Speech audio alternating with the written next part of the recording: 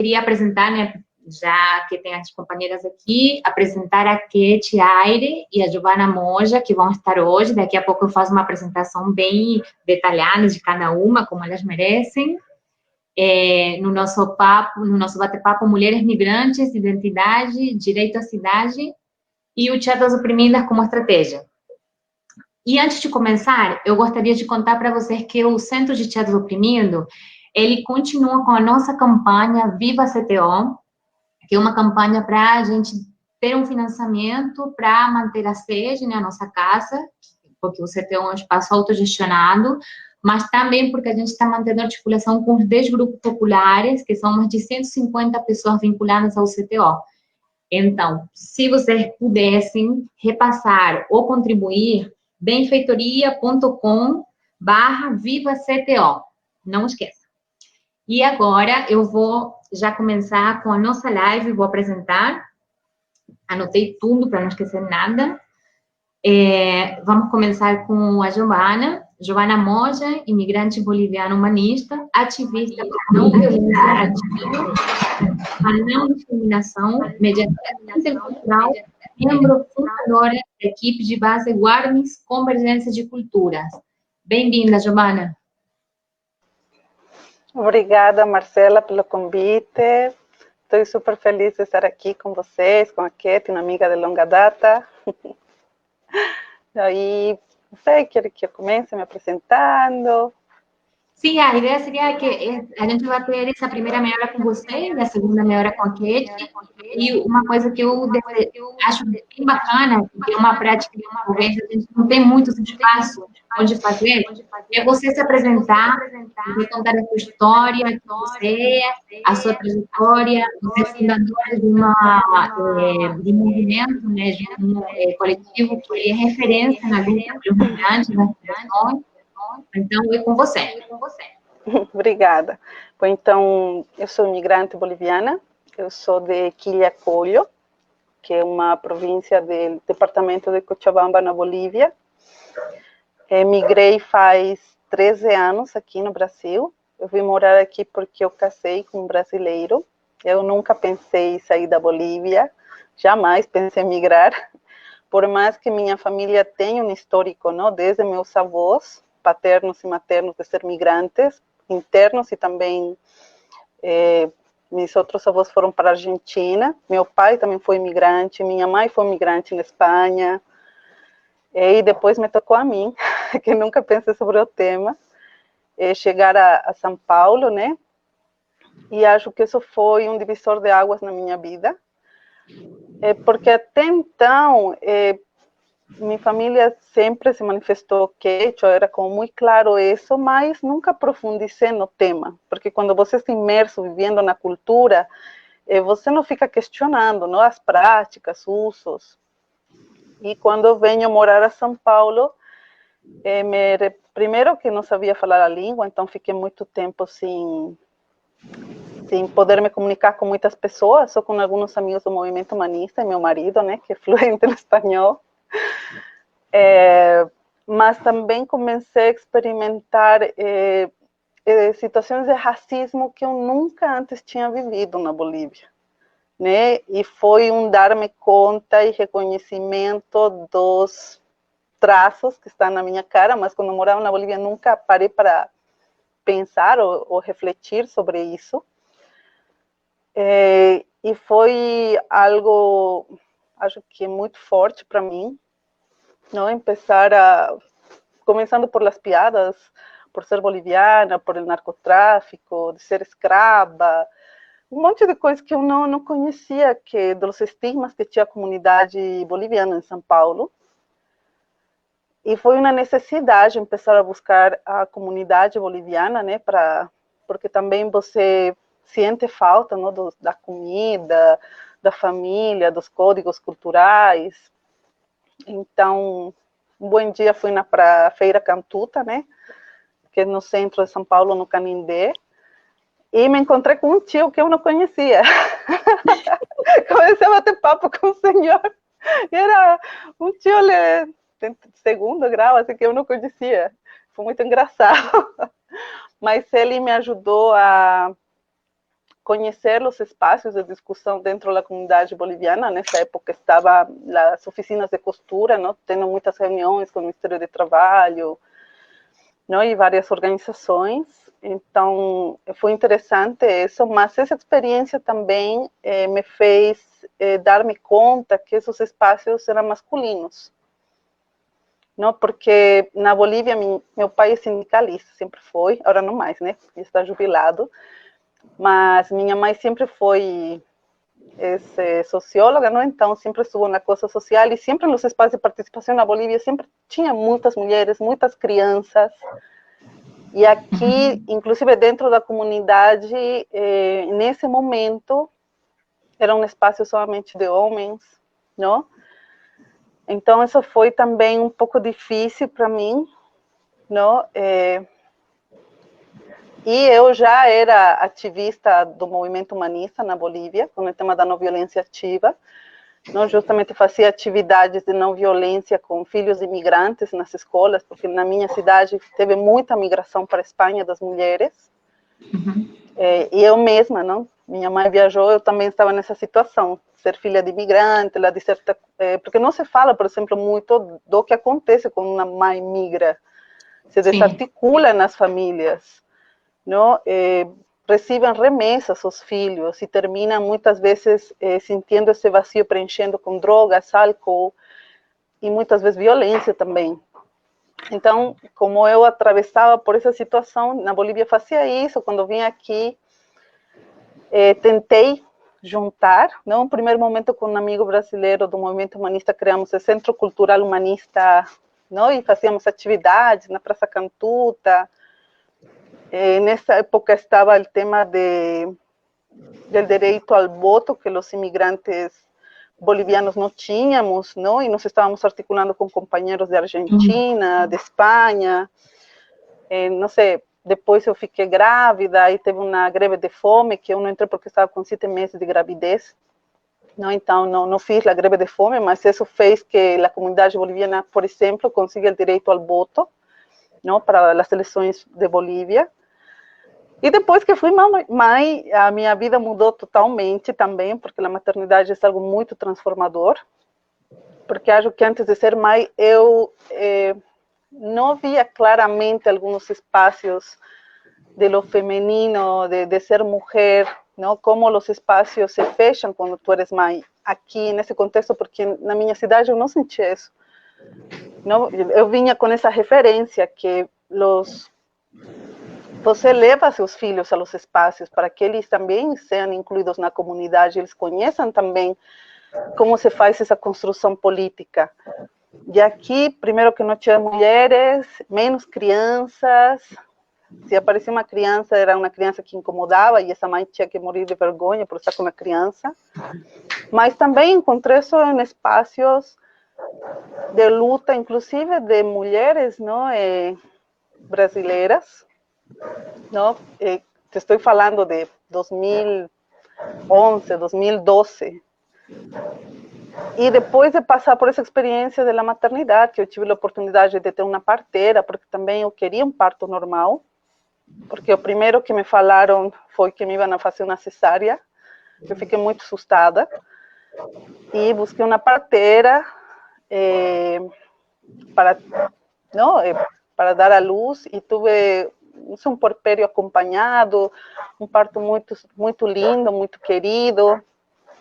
E já por a atividade que fazíamos com o Centro Cultural Humanista, já tinha tido contato com muitas mulheres e me começou a ressonar, por que não criar um coletivo com mulheres, só mulheres? E em um primeiro momento criamos, criei a equipe de base Warmes e somente éramos mulheres bolivianas e algumas companheiras brasileiras.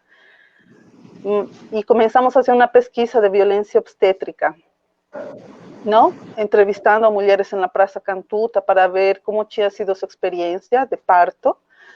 E saía horrores, não? Coisas assim que não poucas vezes eu chorei junto com elas, porque era muito forte. E também saíam situações de violência, não? Outros tipos de violência, de discriminação, xenofobia. Mas depois de 6 meses de fazer isso, levantar essa informação que ainda está aí, que, olha, tanto tempo tenho essa vergonha, não fizemos nada com isso, estou agora assim, realmente querendo retomar e produzir algo com isso. Convidei uma amiga humanista, que é a Andrea Caravantes, que é chilena, que é humanista também, para entrar no coletivo e abrir o coletivo para outras nacionalidades, porque compreendi que a situação de ser mulher imigrante tinha muitas coisas em comum, não? Especialmente latino-americanas. E começamos a ter reuniões semanais, não? Com os temas da metodologia da não violência ativa, porque entendemos a proposta do movimento humanista, a transformação pessoal e a transformação social em simultâneo.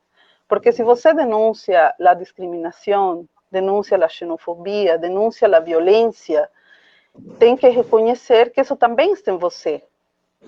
Né? Não somente está fora. Vivimos uma estrutura que é violenta, que é xenofóbica, e as crianças aprendem o que vem. Então, isso vai interiorizando-se em nós. E precisamos, sim, ferramentas para poder transformar isso. Mas isso se faz quando ajudamos também a outros, não? Há uma regra de ouro que está em várias culturas, em vários momentos da história, que é tratar os demais como gostaria de ser tratado. Então, também essa proposta é que você não ganha dinheiro com isso, né? É todo voluntário, gratuito. Então, começamos a fazer trabalhar essas ferramentas, não, que já trabalhávamos, nós que éramos humanistas, mas com as mulheres que se uniam ao coletivo. Então, semanalmente, trabalhar isso, porque a não violência é uma direção, né? Porque muitas vezes falam, não, agora você é não violenta. Não, gente, é uma desconstrução, não é mágico, agora sou não violenta e pronto. E tampouco não é... a não violência também respeita, por exemplo, o direito de autodefesa, mas uma autodefesa proporcional ao ataque que você pode estar recebendo, em caso de você precisar, não, defender sua integridade, sua vida também.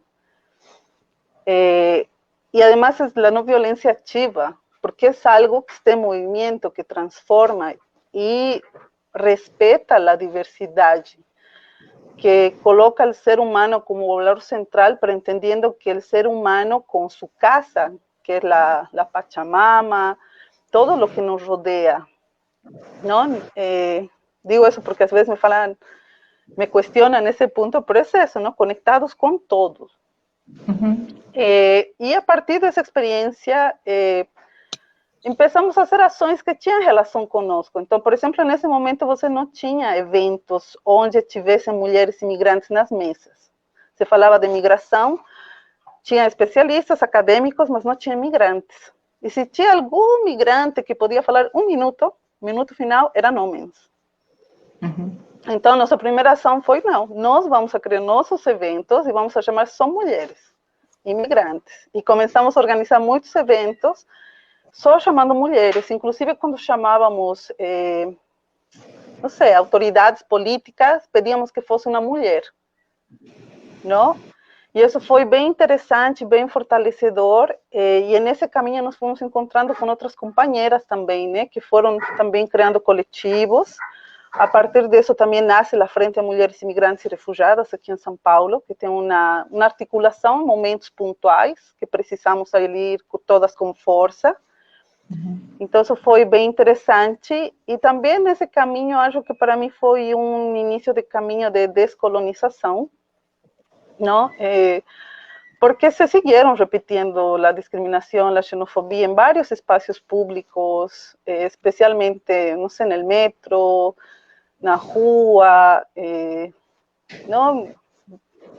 Você sabe, quando você é discriminada em todos os espaços, tipo, vas a uma loja, não te atendem, fazem de conta que você não existe, me deram trocados bilhetes falsos porque achavam que, sei lá, eu não sabia falar, passam tantas coisas assim, não? E que nos passam a todos, todo o tempo, todos os dias.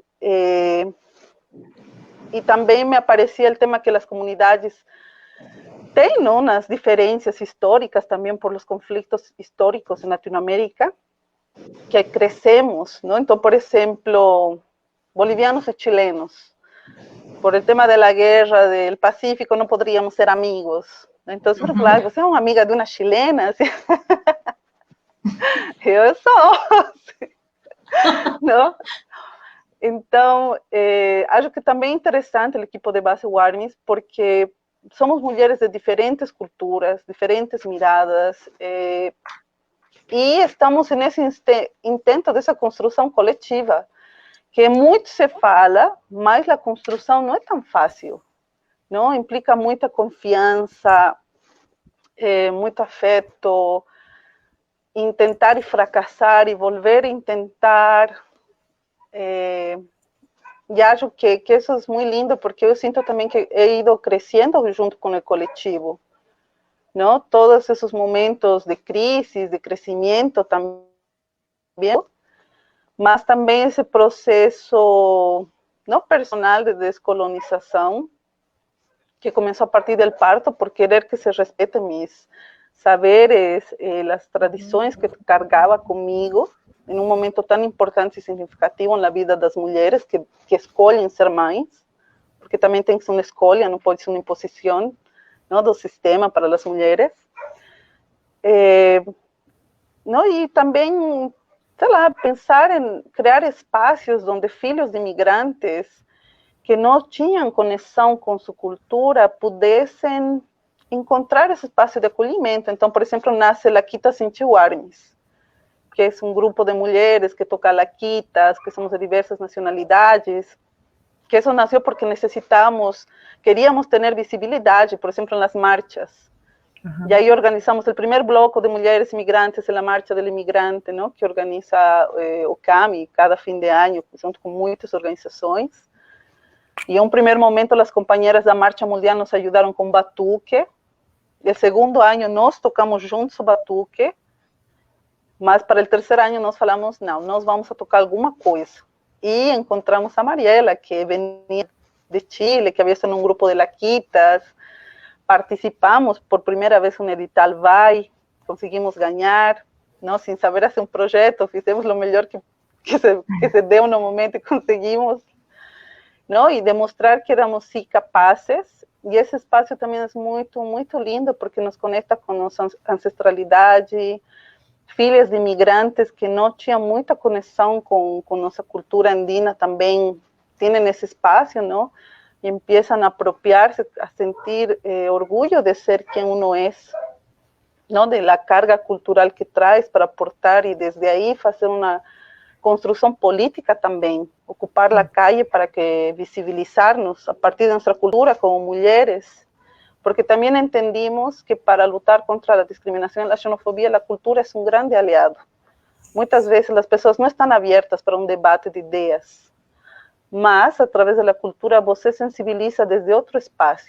E então se cria uma condição para abrir esse diálogo e essa construção. Então, isso foi muito interessante. Com esse frente, agora temos alguns outros frentes, não? O de saúde, que foi com o que começou o ARM, sigue, não? Sempre tentando produzir conteúdo, porque entendemos também que os coletivos temos saberes e podemos produzir conteúdos tão importantes quanto os de los acadêmicos, que se complementam com a academia, não? O conhecimento empírico tradicional é muito valioso.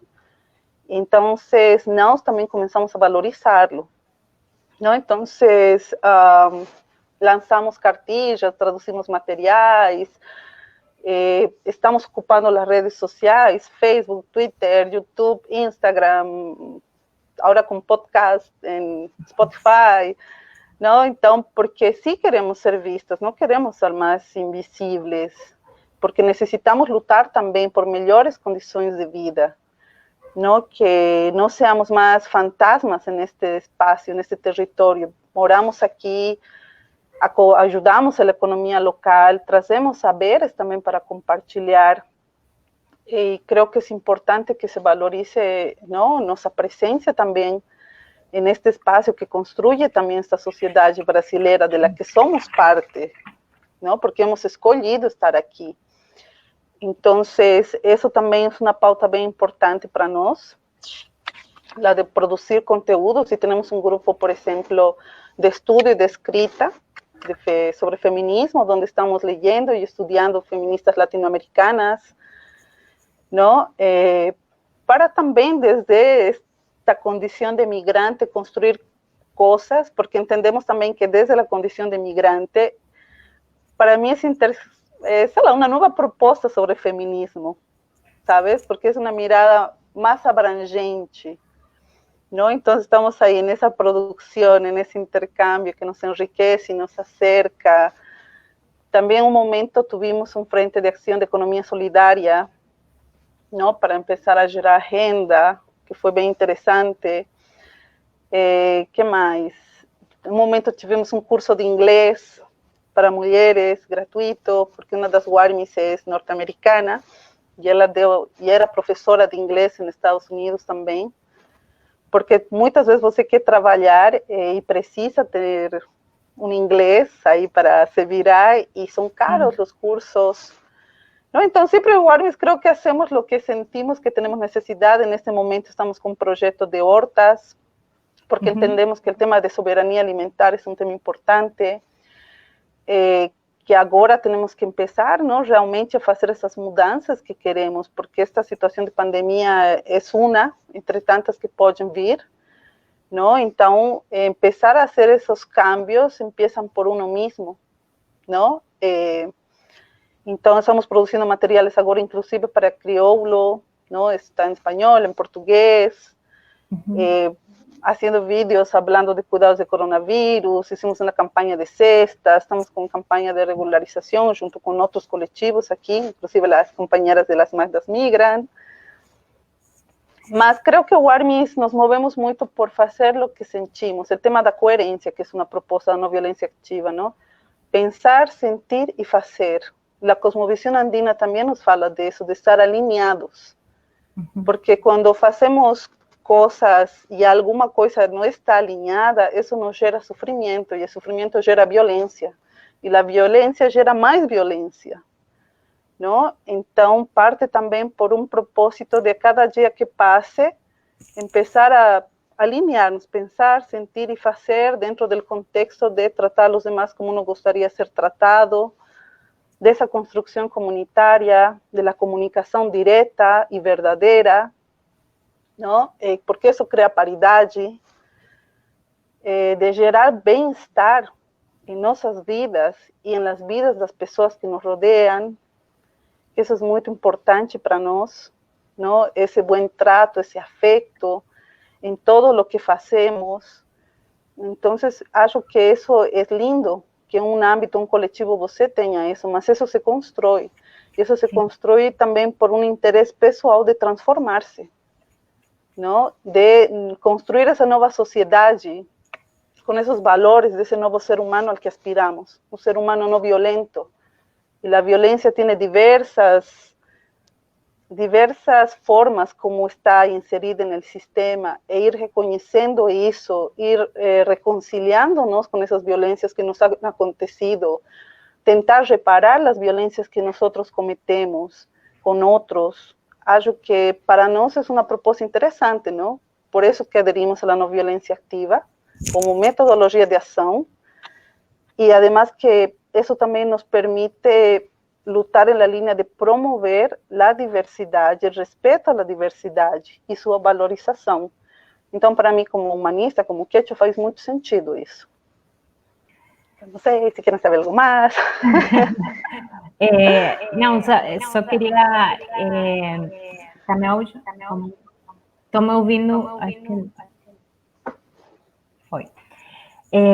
Não, dizer que quanto que o trabalho das WARMs, né, me toca de um lugar de pensar assim, essa visibilidade, ela parte do diálogo entre as culturas, né? Não só de você se adaptar à cultura de onde você está morando, até porque a cultura do próprio lugar que a gente está no Brasil, ela é diversa e ela tem várias representatividades também de origens, né, pela nossa história, mas também como isso é importante, né, criar um espaço onde as migrações possam também se manifestar culturalmente, se expressar e dialogar com a cultura local, que muitas vezes essa ideia de acolhimento, né, que a gente tem não, claro, vem conhecer, vem fazer o que a gente faz. Nossa, você já é quase brasileira, que isso é uma coisa bacana, é uma forma de recepção, só que a gente também quer continuar sendo, né, boliviana, continuar sendo peruana, né, não perder aquilo. E ao mesmo tempo que as pessoas queiram saber o que significa isso, né? Porque esse ser peruano, esse ser boliviano, esse ser argentino, é uma estrutura cultural, histórica, uma diversidade tão rica quanto a local. Então, eu acho isso muito bonito das Guarmes, né? Com tudo que você vai contando, né? As várias frentes permitem também às pessoas brasileiras conhecer o que é um ser migrante, antes de ter pisado o chão brasileiro. No, sí, creo que es por ahí. Porque ahora creo que nunca fue tan claro que las fronteras no hacen más sentido, ¿no? El ser humano se desloca libremente. Essas construções de nação, cada vez se ven como são frágeis e que não contemplan a todas as pessoas nos territórios. ¿No? Y acho lindo eso, poder volver hacia la raíz, pensar y refletir sobre quién soy yo, de onde eu venho e hacia dónde eu vou. El tiempo circular. Y tenemos que aprender a mirar y a pensar así para avanzar también, ¿no? Creo que es importante que las personas tengan la libertad de se identificar con lo que resuena para ellas, lo que es importante para ellas, ¿no? Para las personas. Porque mis filhos, por ejemplo, son brasileños, mas ellos también se consideran quechuas, ¿no? Porque es lo que yo transmito para ellos, mas siempre converso con ellos que ellos se pueden identificar, ¿no? Con los elementos que ellos sientan afecto y sientan conexión, ¿no? Esa identificación, que las personas valoricen eso, con qué me identifico. Porque cuando nos valorizamos nuestra cultura, nuestra historia también, no es para afirmarse o separarse, yo siento que es para complementarnos, porque cuando yo valorizo mi cultura y encuentro a alguien que es de otra cultura, valorizo también, que es diferente que esta globalización que apaga nuestra cultura, entonces você se encontra con algo diferente e tem medo ou tem uma resposta que termina sendo discriminatória, racista, xenofóbica. Então, acho que é importante construir e educar a nossos filhos com valores que les ajudem a respeitar toda a diversidade, e não somente cultural, a riqueza e a diversidade que tem o ser humano, não? Em se expressar e em viver neste planeta. Eu queria te avisar porque como você tem um compromisso, a gente queria que você ficasse, mas já estamos sabendo que tem um compromisso, porque já são 6h29. Não sei se você quer dar uma adentrada na campanha antes de sair ou já está com o tempo estourado. Assim, rapidinho, porque sei que depois a Ketty, que também é parte da campanha, ela pode profundizar, convidar a las pessoas a apoiar a los imigrantes que nesse momento estamos lutando, não somente no Brasil, sino em vários países do mundo, para que todos os imigrantes puedan beneficiar-se da regularização, porque todas as pessoas precisam ser cuidadas, e para ser cuidadas precisam ter o status regular. Não, agora estamos pressionando para que os deputados assinem um requerimento de urgência da PL 2699, da deputada Fernanda Melchiona, do PSOL. Então, pedimos apoio, estamos com uma campanha de assinaturas online, amanhã há um tuitaço, que a Ketty pode falar muito melhor, mas pedimos que compartilhem essa hashtag que estão vendo agora, tirem uma fotito com uma plaquinha, para que seus amigos também vayam, não, conhecendo que essa campanha está no ar. E obrigado, meninas, parabéns pelo trabalho que vocês também fazem, estou super feliz de conhecê-las, de compartilhar com vocês. Espero que não seja nem a primeira nem a última vez que tenhamos essa oportunidade de dialogar. Muito obrigada, Giovana. De verdade, também estou muito feliz de ter te conhecido, conhecer o trabalho das Guarmes. E como eu disse antes de estar ao vivo, pandemia passando, estou em São Paulo. Okay.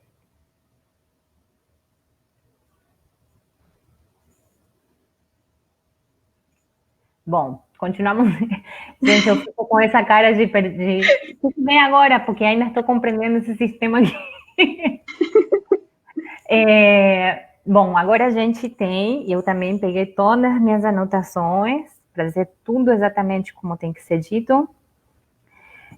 A gente tem a nossa próxima convidada, que é a Keti Aire, quechua-huanca, guarani comunicadora, às vezes migrantóloga, mas sempre migrante. Membro das Magdas Migram. E a ideia Keti também, primeiro, bem-vinda. Muito feliz também da gente estar juntas no coletivo Magdas Migram. A gente está fazendo esse caminho juntas. E esse espaço também é seu, para você contar um pouco quem é você, a sua história, e um pouco essa perspectiva do Teatro das Oprimidas, que é um processo que a gente está fazendo juntas, ainda é recente, mas acho que a gente já vivenciou algumas coisas, e é isso. Bem-vinda. Obrigada, Márcia, e obrigada também a todas as pessoas que estão assistindo. Eu estou muito feliz de compartilhar esse espaço com você, com quem estou aprendendo aos poucos sobre o Teatro das Oprimidas. Bom, eu sou Keti, sou quechua-huanca peruana. Os quechuas-huancas nos situamos na parte central do Peru, em el Valle del Mantaro, no departamento do Junín. E eu queria contar a vocês como é minha experiência aqui no Brasil e como o Teatro do Oprimido, o Teatro das Oprimidas, através das Magdas Migram, acolheu as complexidades que eu tenho passado aqui no Brasil. Então, eu descobri que eu sou indígena aqui no Brasil. Eu nunca tinha reparado isso no Peru. No Peru existe racismo, sim, mas são outro tipo de estruturas, de lógicas. Eu descobri aqui que eu era indígena quando uma pessoa estava caminhando na rua e a pessoa me falou, a pessoa estava vindo de longe e quando estava quase perto a mim, falou, é Índia, e passou. Então, para mim foi chocante. E eu poderia contar muitas outras experiências que implicaram que eu me descobrisse indígena aqui no Brasil, em Rio de Janeiro. Mas é uma perspectiva que eu sinto que existe aqui no Brasil um racismo anti-indígena e existe um desprezo pelo índio, e nós, os andinos, os quechuas que compartilhamos o mesmo fenotipo, os mesmos traços, o mesmo cabelo, pois acabamos recepcionando esses discursos de ódio também. Bom.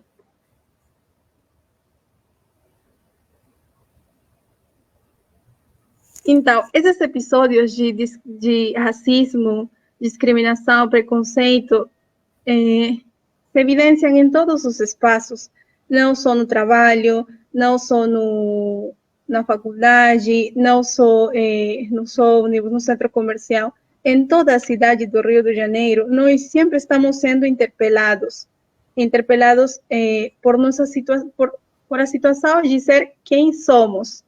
Porque pelo simples fato de eu ser quem sou, de ter esses traços, de ter essa cor de pele, as pessoas sempre me questionam absolutamente tudo. Desde a forma como caminho, a forma como como, a forma como falo, se eu utilizo certas palavras. Hoje na manhã, que eu estava vindo do Volta Redonda, que eu contei para a Márcia que eu voltei agora no Rio, no ônibus, no coletivo, eu perguntei se ele podia me deixar aqui no fundão. E então, eu fiz a pergunta e entre as duas pessoas que estavam sentadas na frente, discutiam sobre a situação, se eles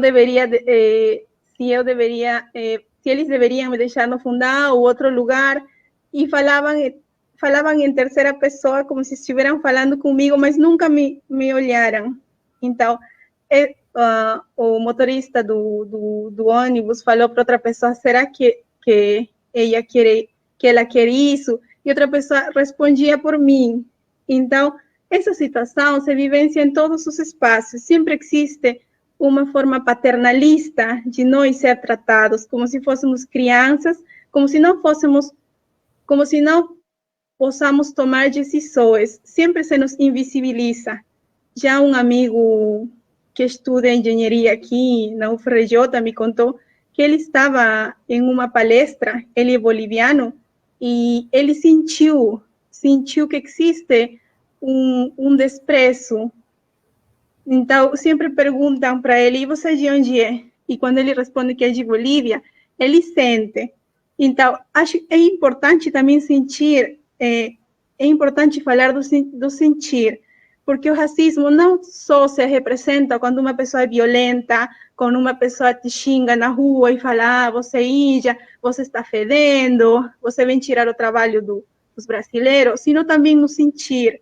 Nós sentimos, as pessoas que sofremos racismo, sentimos quando uma pessoa nos olha, e não falo dos olhares curiosos, porque nós como estrangeiros, como imigrantes aqui, somos diferentes. Então, mas eu não estou falando desses olhares curiosos, dessa curiosidade de quem é você, ou essa pergunta de qual é sua cultura. Eu falo de desprezo, de nos sentir seres indesejados nessa cidade.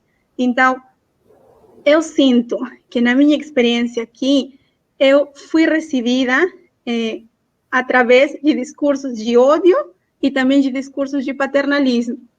Evidentemente, tem muitas coisas positivas que eu aprendi aqui no Brasil, mas se eu tivesse que fazer uma contrapartida, essa é a conclusão que eu cheguei.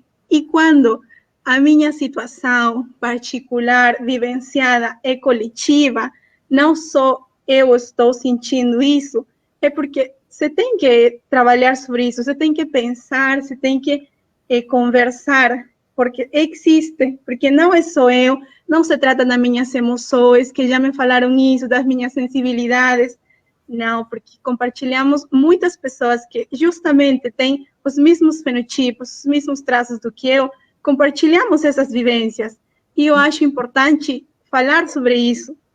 É nesse contexto que eu cheguei através da Camila Daniel, não sei se ela está olhando, mas eu queria agradecer ela me convidou para ir a umas aulas do Teatro do Oprimido, que eu não conhecia o espaço, então eu fui e eu me senti acolhida, senti por primeira vez que nesta cidade, quando eu contava através das expressões, com os exercícios que fazemos, que eu ainda não sei bem os nomes, mas eu falo de exercícios, de atividades dentro do grupo do teatro, as pessoas não questionam minhas experiências, as pessoas reconhecem que existe o Centro do Teatro do Oprimido, o Teatro das Oprimidas, e através das Magdas Migram, que é o nosso coletivo, reconhecem minhas palavras, não me questionam, porque o mais doloroso quando uma pessoa sofre racismo e compartilha essa experiência é a outra pessoa te questionar. Mas foi racismo? Mas como assim? Realmente será que foi assim? Então, temos constantemente que provar absolutamente todo, provar nossa existência, provar nosso caminhar, provar em todos os espaços, e ainda quando somos vulnerados, sofremos racismo, também temos que provar se realmente é racismo ou não. Então, somos culpabilizados, e eu acho, pessoalmente, que isso é muito cruel para todas as pessoas que compartilham as mesmas experiências que eu aqui. Então, eu ainda estou conhecendo, mediante as Magdas Migras e no Centro de Teatro das Oprimidas, como é toda essa estrutura. Mas o que eu aprendi até agora aqui é que é um espaço acolhedor, que acolhe minhas complexidades aqui no Rio de Janeiro, que me aceita e também que me facilita uma forma de lutar, um canal para eu falar sobre isso que acontece comigo aqui. Me ajudou muito a me posicionar, falar sobre isso, ter um espaço onde você falar e não ser questionado é muito importante. E também aprendi que as coisas que eu faço aqui no Rio de Janeiro não só me representam a mim, senão as pessoas me olham mas essas pessoas podem repetir as mesmas atitudes com outras pessoas. Então, posicionar-se é muito importante. Falar não ou ter uma reação. E eu aprendi isso no Teatro do Oprimido. Eu sinto que é um espaço que ganha pouco a pouco força para falar sobre isso, para ter um coletivo e, bom, para compartilhar também essas vivências, né, que são necessárias, porque não se fala sobre o racismo anti-indígena no Brasil. Então, eu acho que isso. Obrigada, Kate. Aqui é quase assim. Obrigada por tudo, né? Obrigada também por você estar dividindo com a gente, porque ao mesmo tempo que são processos muito dolorosos também, né? Você estar dividindo isso aqui com a gente é uma forma também da gente aprender, né? Da gente também perceber e a gente se repensar, né? Eu, enquanto mulher branca, também falando para outras pessoas brancas, a gente também repensar que às vezes a gente não percebe quanto que o racismo que a gente reproduz é sutil. Então, uma coisa que você acha que você está ajudando, né? Como aqui você já falou, estava no ônibus, as pessoas estavam decidindo por ela o que seria melhor com a ideia, o intuito de ajudar, né? Então, como a gente também precisa ouvir, né? O que a Kate está fazendo aqui nesse momento é dando uma aula de alguma forma para a gente, porque a gente também, só que a gente precisa dar continuidade também, né? Para compreender e para descobrir como a gente consegue desmiuçar sem depender de que ela tenha que estar ensinando para a gente. E o que você falou também, Kate, é muito, me faz muito feliz também pensar que o teatro do oprimido como metodologia e o teatro das oprimidas também como metodologia, já nessa perspectiva feminista, seja um espaço de acolhimento, e acho bem bonito também, e acho que quando a gente fala de estratégias, que está dentro desse nosso tema da live, uma estratégia de luta é você construir um espaço coletivo, que a Giovana também falou na primeira parte, onde você se sente bem, onde você consegue ser quem você é, e você também está aprendendo, porque nesse processo, agora eu vou falar enquanto mulheres, ou pessoas lindas como mulheres nessa sociedade, a gente está o tempo todo se descobrindo, né? Se descobrindo, eu sou mulher, né? E aí, nesse processo você vê para as outras, sentir que as outras compartilham alguns processos, mas também perceber que nem todos os processos são iguais para todas, é uma forma, enfim, da gente também se tornar uma pessoa ativa politicamente, né? Participativa nos processos antimachistas, antirracistas. Então, assim, te agradecer muito pela generosidade também de estar compartilhando aqui. Nós ainda temos 15 minutos, então, se você quiser dividir um pouco com a gente sobre a campanha, ou quiser falar o que você quiser falar, fica à vontade. Bom, a Giovana já falou um pouquinho sobre isso, que tem uma campanha da regularização já, que trata... Nessa campanha participam 16 coletivos, nós, as Magdas Migram, que eu acho que é importante falar um pouquinho, porque eu passei e não falei.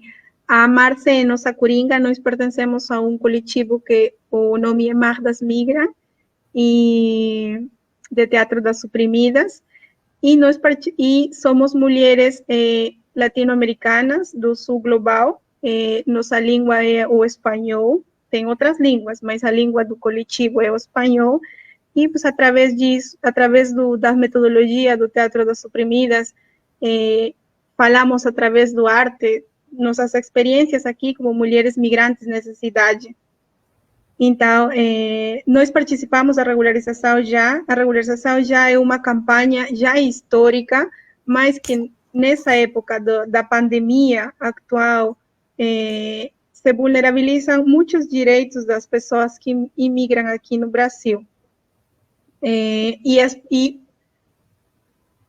a causa, as pessoas que não têm documentação são quem sofrem mais. Ainda nós, tendo documentação regularizada, o status migratório regularizado, é muito difícil aceder a certos serviços. As pessoas que não têm a documentação, imagina, eles por distintos motivos, eles não accedem a esses serviços, porque têm medo de ser deportados, têm medo de se afastar do trabalho, da sua família, então sofrem muitas opressões. Por isso, agora, nesse contexto, é importante, na campanha, apoiar a campanha para que todas as pessoas tenham uma regularização migratória.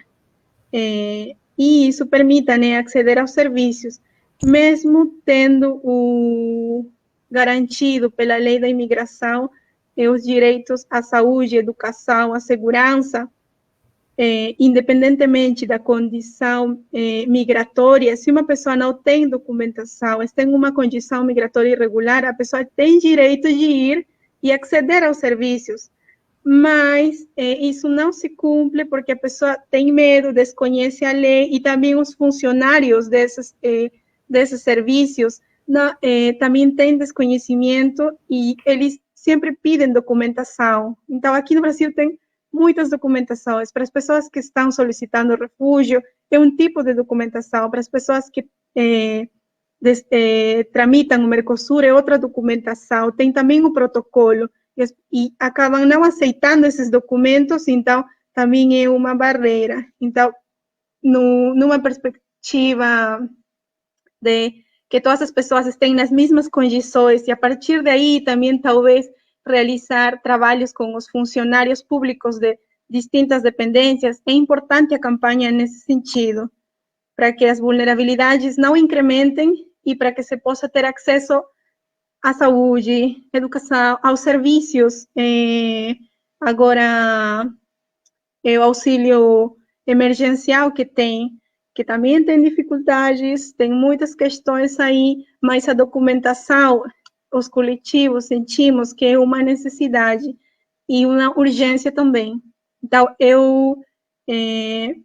para que vocês possam apoiar a campanha, podem tirar um selfie com o nome Regularização Já e compartilhar nas redes sociais, compartilhar.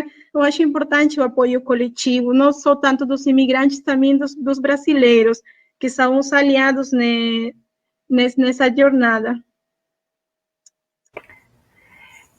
Então, só acrescentando um pouquinho nessa mesma linha do que a Kate está falando, como ela mesma falou, né, é uma campanha que ela é urgente e também, justamente, a gente precisa dessa contribuição, essa colaboração, essa aliança junto com a população brasileira e todas as pessoas que moram no Brasil e pessoas que estão fora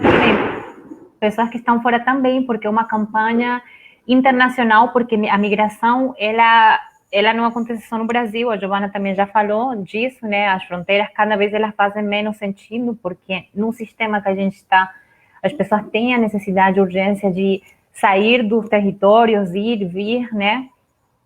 E aí tem 3 pilares da campanha que são muito importantes, que é a regularização ser imediata, incondicional e permanente. Por quê? Incondicional, porque muitas das instituições que nesse momento são responsáveis pelos trâmites, né, Polícia Federal, antecedentes, correio, enfim, várias, porque tem isso também, muita burocracia, muitas delas estão fechadas. Então, mesmo a pessoa conseguindo fazer, não teria como. Aí tem outra questão, o valor para a gente ter, dependendo de onde a gente vem, né? Eu estou falando com o Mercosul, que é um dos convênios mais favoráveis. Mesmo assim, é muito caro. O valor que a gente paga para ter uma documentação que, num primeiro momento, não é permanente, então é temporal. Então, para a gente, o incondicional quer dizer ter um acesso a essa regularização de documentação sem condições. É um momento de emergência, onde a pessoa precisa acessar aos serviços.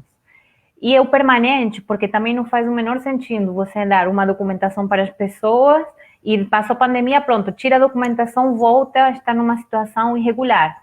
Então, a gente está lutando sim, até porque quando a gente decide se deslocar e ir morar num outro território, a gente tem esse direito. Então, essa questão de, é temporal, mais 2 anos, mais não sei o quê, é também uma estratégia de arrecadar dinheiro baseado numa necessidade de cidadania, de transitar a cidade, de viver a cidade. Pensando no imediato, né, nessa situação de pandemia, como a Kate falou, a gente precisa ter acesso, ela trouxe o exemplo do auxílio emergencial, que é uma coisa básica. Mas, por exemplo, a pessoa precisa ter acesso a um aplicativo. No Brasil, você não consegue ter acesso a um aplicativo se você não tem uma documentação. Então, você não consegue se cadastrar. Se você, por exemplo, o formulário do Covid-19, para você fazer o formulário para ver se você está ou não está, né? O processo burocrático também da saúde. Você precisa ter a documentação. E não existe, por exemplo, o campo da nacionalidade, ou seja, você não consegue preencher seus dados. Então, daí para frente, essa campanha faz com que se visibilize a situação da migração, se aceite a situação da migração como uma situação de legalidade, como uma situação possível da humanidade, né? E também se resolve uma questão concreta de necessidades básicas, que são urgentes e que, como já foi falado, né, a gente também pensa que o sistema acaba afetando mais a que migrações? As migrações que já, né, vêm numa situação de procura de emprego, que já estão em um desequilíbrio econômico, né, e isso sempre está atrelado também a uma situação do racismo, né? A gente viu vários casos em São Paulo de pessoas que, inclusive, sofreram violência, né? Teve o companheiro que foi assassinado, que ele é angolano? Não, eu agora te lembro, vou dar uma olhada. Mas ele foi violentado porque ele estava assassinado, gente. Ele foi assassinado porque ele estava esperando por auxílio emergencial. Então, um brasileiro, um homem brasileiro, achou que ele não tinha o direito. E ele foi, espancou até assassinar. Para a gente, um migrante, que agora a Kate vai me confirmar, que vem de um dos países da África, que eu acho que é angolano, mas vamos ter certeza agora. Angolano, imigrante angolano, João Manuel, de 47 anos. Que foi assassinado por ele querer acessar. Então, a gente vê também como essa discriminação, que não se chama discriminação, se chama racismo, essa xenofobia, né, está atrelado também. E por isso que é tão importante a gente, nessa perspectiva de luta antirracista, também assinar a regularização já. Já falei pra caramba. Kate, a gente está temos mais 7 minutos. Você quer acrescentar alguma coisa? Quer falar alguma outra coisa? Quer contar alguma coisa pra gente? Bom, eu acho que eu não falei uma questão importante, que é também o papel das magdas migram, que você falou sobre a posição do feminismo. Eu, quando falei na minha fala, eu acho que gostaria de enfatizar que essas questões, que as opressões que atravessam por mim, que eu também é uma questão que estou aprendendo nas magdas migram, é por minha posição de mulher, porque meu companheiro tem os mesmos traços e os mesmos fenotipos, ele também sofre racismo e também é injusto, mas sobre meu corpo carregam outras opressões, porque ele sempre é validado em todos os espaços. Quando conversamos com diversas pessoas brasileiras, peruanas, outros estrangeiros aqui, os discursos deles sempre são validados e meus discursos sempre são apagados. Então, acho que essas opressões vão adicionando sobre certos corpos. Então, eu também estou aprendendo sobre o feminismo nas magdas migram através da Márcia e eu agradeço sobre isso. Então, aproveitando também já, falando de feminismo, a gente contar que as magdas migram fazemos parte de uma rede internacional, que é a Rede Madalena Internacional, onde tem vários grupos de teatros oprimidas. É uma rede que tem 10 anos, né? Foi fundada pela Bárbara Santos, que é a nossa referência também metodológica da rede, no ano 2010, e que tem um processo também de desenvolvimento, de aprofundamento, e não só na metodologia, como também esse se perguntar o tempo todo, né, sobre o nosso ativismo, né, sobre essa transversalidade, sobre essa intersecção que a gente trouxe hoje várias aqui nessa conversa. Então, também queria dizer isso e aproveitar esses últimos minutos para lembrar vocês da nossa campanha de benfeitoria do CTO, benfeitoria.com/viva-CTO, que é uma campanha. O CTO é um espaço autogestionado, né? A gente tem uma casa na Lapa, que é onde as magdas migram têm tido a sorte de se encontrar antes da pandemia, que é uma casa que pertence a um corredor de casarões que pertencem à Secretaria do Estado, do Estado do Rio, e que foi cedida, mas a gente tem contrapartidas, a gente tem uma manutenção da casa, né? Mesmo nesse momento que não estamos conseguindo ocupar porque estamos em casa, todas as nossas atividades têm a ver com aglomeração. A casa continua ali, então a gente paga luz, paga gás, a gente, enfim, tudo que vocês já sabem que a gente faz para sustentar uma casa, né? O aluguel. Mas também não é só a sede, a gente é composto por pessoas que sustentam esse trabalho, né? Os coringas, como eu, que faço parte do CTO, mas também tem os grupos. A gente tenta, como a gente trabalha com oprimidos e oprimidas e oprimidas, vamos pensar que num país como o Brasil, um país da América Latina, as opressões também estão atravessadas por uma questão de acesso, né, às necessidades básicas.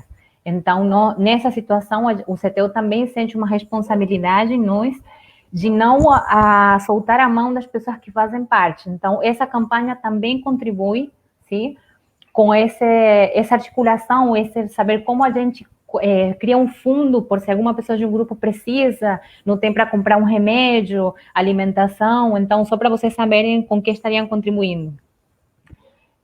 Kate, acho que já estamos se despedindo. Se você... Sim, eu queria agradecer o convite, Márcia. A Giovana foi embora, mas também queria agradecer ela. Acho que é importante trabalhar em coletivos, nos olhar através das outras mulheres e trabalhar e seguir trabalhando. Mas também convido vocês a nos seguir nas redes sociais, no Facebook das Magdas Migram e Coletivo Magdas Migram, Teatro das Suprimidas, e também temos uma página no Instagram, que é Magdas Migram.